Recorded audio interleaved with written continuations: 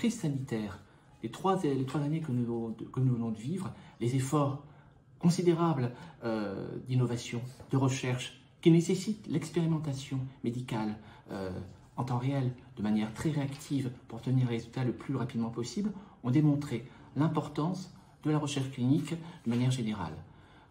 C'est vrai aussi qu'il y a un effet d'opportunité à travers la French Healthcare Association qui réunit plus de 250 membres venant de tous horizons, donc que ce soit académique, industriel, hospitalier. Nous avons la chance d'avoir au sein de cette association tous les acteurs qui sont concernés par la recherche clinique. Donc à la fois un élément, une nécessité, je dirais, sociétale, et puis également des éléments d'opportunité. Ces dernières années, à travers plusieurs enquêtes qui avaient été réalisées, par exemple les enquêtes attractivité de la recherche clinique réalisées par le LEM, le syndicat représentant l'industrie pharmaceutique, on a cité plutôt sur les faiblesses de la recherche clinique française, défaut d'organisation, manque de réactivité, délai pour atteindre les niveaux d'inclusion ou pour ne pas les atteindre avec un nombre de centres ouverts et fermés sans inclusion assez considérable.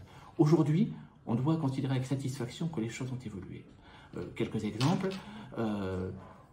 Il y a eu des efforts considérables réalisés par les autorités de régulation, la NSM en particulier, pour réduire les délais d'obtention des autorisations préalables à la réalisation des essais.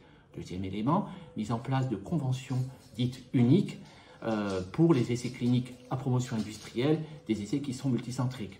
Troisième exemple, mise en place d'une plateforme de réseaux nationaux thématiques d'investigation et de recherche, la plateforme FCRIN. Donc un effet de mobilisation qui permettent aujourd'hui de valoriser à l'international, dans un contexte de compétition internationale très ferme, en fait, le repositionnement de la recherche clinique française. Alors, on a prévu effectivement d'associer le maximum de partenaires. La condition de succès de ce groupe de travail, ça serait effectivement d'avoir tous les acteurs.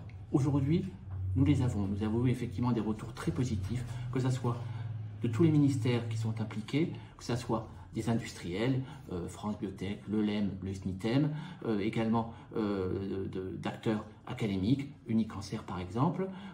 Donc on part sur de bonnes bases en espérant effectivement pouvoir constituer un pôle suffisamment dynamique et attractif qui permet d'engager des actions qui nous semblent nécessaires. En tant que directeur de FCRIN, c'est vrai que FCRIN est la composante française de l'infrastructure européenne, l'ERIC-ECRIN, donc, qui réunit l'ensemble de réseaux européens au niveau de la recherche.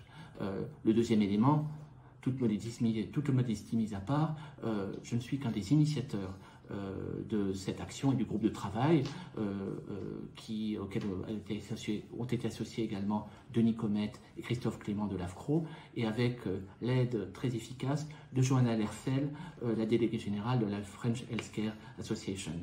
La première réunion se tient très bientôt, mardi 31 mai.